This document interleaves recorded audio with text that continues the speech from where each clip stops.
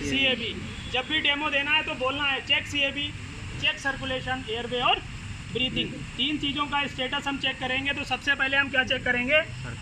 सबसे पहले check circulation यानी चेक कैरोटिड पल्स। तो कैरोटिड पल्स चेक करने के लिए 2 फिंगर लेनी है और यहाँ हमें क्या करनी है, रखनी है। और जो अपना दूसरा वाला हाथ है वो कहाँ रखना है? इसके फोरहेड के ऊपर रखना है। 1001, 1002, 1003, 1004, 1005, 1006, 1007, 1008, 1009, 1010। Pulse absent, pulse absent. जब भी पल्स अब्सेंट हो जाती है वहीं से स्टार्ट CPR की कार्रवाई हो जाती है। यहाँ पे मैंने बोला पल्स अब्सेंट, पल्स अब्सेंट होते ही स्टार्ट CPR। स्टार्ट CPR करने से पहले कुछ चीज़ें जो हैं वो ध्यान में रखी जाती हैं, जैसे कि फॉर एग्जांपल पेशेंट कोई ऐसी जगह है जहाँ पे बैठा हुआ या ऊंची नीची जगह है, हार्ड सरफेस नहीं है। तो अगर हार्ड सरफेस नहीं है तो फटाफट पेशेंट को हम क्या करेंगे, हार्ड सरफेस और प्लेन सरफेस के ऊपर पेशेंट को शिफ्ट करेंगे। शिफ्ट करने के बाद में हम क्या करेंगे, अपनी पोजीशन लेंगे और जो उसका शोल्डर है उसके बराबर में अपने थाई को क्या करेंगे, हम स्टेबल करेंगे। ठीक है ना? हमने क्या करना है, अपने आप को स्टेबल कर लेना है। स्टेबल करने के बाद में हमें क्या करना है, कंप्रेशन साइड को लोकेट करना है। कंप्रेशन साइड को लोकेट करने के लिए उसके चेस्ट को एक्सपोज करना है, लेकिन अगर लेडीज़ है तो उसकी प्राइवेसी का ध्यान रखना है। क्लियर हो गया? उसके बाद में हमें 2-3 चीज़ें पढ़ाई गई हैं। एक तो रिब्स टू रिब्स हम जाइफाइड प्रोसेस के ऊपर आएंगे। रिब्स टू रिब्स हमने जाइफाइड प्रोसेस को लोकेट किया और अपने मास्टर हैंड की उंगली को वहाँ पे रख दिया। रखने के बाद 2 फिंगर को उसके ऊपर रखना है।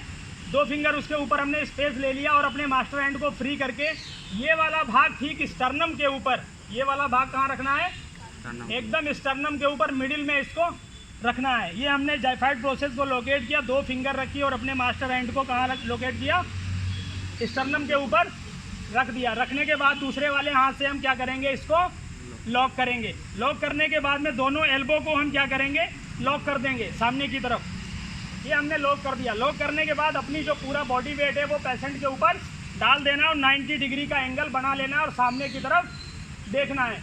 अभी हमें 100 से 120 कंप्रेशन पर मिनट की स्पीड से इसको कंप्रेशन देना है। एडल्ट के केस में 5 से 6 सेंटीमीटर की डेप्थ होनी चाहिए। कितनी होनी चाहिए? 5 से 6 सेंटीमीटर की डेप्थ होनी चाहिए और 30 और 2 का कंप्रेशन हम देंगे, यानी 30 कंप्रेशन और 2 वेंटिलेशन हम पेशेंट को देंगे। अभी ध्यान दें, यहाँ पे स्टार्ट करने के लिए 1 and 2 and 3 and 4 and 5 and 6 and 7 and 8 and 9 and 10, 11, 12, 13, 14, 15, 16, 17, 19, 20, 21, 22, 23, 24, 25, 26, 27, 28, 29, 1 यानी 30 कंप्रेशन कंप्लीट हो गए। कंप्रेशन कंप्लीट करने के बाद में इसको 2 वेंटिलेशन देंगे। वेंटिलेशन देने के लिए आपको 3 तरीके बताए गए होंगे। एक तो माउथ टू माउथ, जो कि हम नहीं देते हैं क्योंकि जब से कोविड आया है उस टाइम से हमने इसको करना बंद कर दिया है। दूसरा जो हमारा तरीका है वो है माउथ टू बैरियर डिवाइस, जैसे कि हम यहाँ पे माउथ टू बैरियर डिवाइस का इस्तेमाल कर रहे हैं, या माउथ टू मास्क, जैसे कि हमारे पास पॉकेट मास्क यानी CPR मास्क है, इसका भी हम इस्तेमाल कर सकते हैं। तो जब भी हमें पेशेंट को वेंटिलेट करना है तो क्या करना है, उसकी नोज़ को पिंच करना है, सांस को पूरा भरना है और पूरा ब्रीथ देना है और चेस्ट को राइज और फॉल को देखना है। जब हम इसको वेंटिलेट कर रहे हैं तो क्या चेस्ट अप हो रहा है या नहीं हो रहा है, ठीक है ना। उसके बाद नोज़ को छोड़ देना है और जो भी हमारी एयर उसके अंदर गई उसको वापस दोबारा सांस को लेंगे और दोबारा नोज़ को पिंच करेंगे और दोबारा से पेशेंट को वेंटिलेट करेंगे और इसको नोट डाउन करेंगे क्या चेस्ट जो है राइज और फॉल हो रहा है कि नहीं। इसी प्रकार से हम कितने देंगे, 5 कितने देंगे हम, 5 सेट देंगे, यानी 30 2 के 5 साइकिल कंप्लीट करने के बाद में हम पुनः वापस कैरोटिड पल्स को चेक करेंगे। 1001, 1002, 1003, 1004, 1005, 1006, 1007, 1008, 1009, 1010 पल्स प्रेजेंट। पल्स अगर प्रेजेंट हो जाती है यहाँ पे तो हम क्या कार्रवाई करते हैं, उसके बाद में उसका हम ब्रीथिंग का और एयरवे का स्टेटस को चेक करने के बाद में पेशेंट को रिकवरी पोजीशन में लेके, एक पेशेंट है इधर आ लेटो, फटाफट लेटो।